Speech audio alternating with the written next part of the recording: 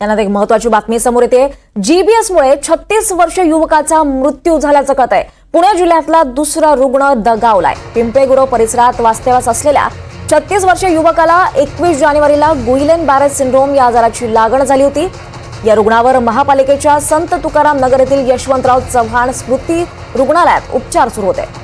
या रुग्णाला Guillain बॅरे syndrome याच्यानंतर न्यूमोनियाची लागण झाली होती आणि उपचारादरम्यान 30 जानेवारीला आज या रुग्णाचा मृत्यू झालाय।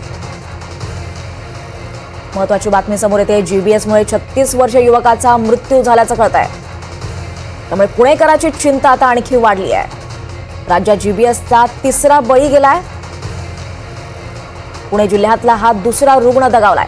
पिंपळेगुरव परिसरात वास्तव्याला असलेल्या या 36 वर्षीय युवकाला 21 जानेवारीला गुइलेन बॅरे सिंड्रोम या आजाराची लागण झाली होती। त्यावर अधिक माहिती घेऊयात। आपल्यासोबत आपले प्रतिनिधी सूरज कसबे आहे। सूरज, पुणेकरांची आणि एकंदरीत राज्याची चिंता वाढवणारी ही बातमी आहे। जीबीएसमुळे 36 वर्षीय युवकाचा मृत्यू झाल्याचं कळतंय का? अधिकची माहिती आहे। दीपाली, नक्कीच पुणेकरांसाठी चिंता करणारी ही बातमी असं म्हणावं लागेल, कारण 21 जानेवारीला या रुग्णाला पिंपरी चिंचवड महानगरपालिकेचे जे यशवंतराव चव्हाण रुग्णालय आहे या रुग्णालयामध्ये त्याला दाखल करण्यात आलं होतं। काल 30 जानेवारीला या रुग्णाचा गुइलेन बॅरे सिंड्रोम या आजाराने मृत्यू झाल्याची माहिती पिंपरी चिंचवड महानगरपालिकेच्या वैद्यकीय विभागाने दिली।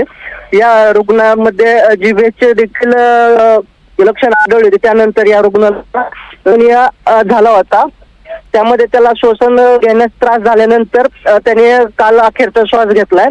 त्यामुळे एकूणच पिंपरी चिंचवड शहर असेल, पुणे शहर असेल, त्यामुळे जे नागरिक आहेत त्यांच्यामध्ये भीतीचं वातावरण पसरल्याचं पाहायला मिळतं। दीपाली, सूरज, सध्या तिथे नेमक्या या पार्श्वभूमीवर काय उपाययोजना केल्या जातात? काय माहिती आहे का तुझ्याकडे या संदर्भात?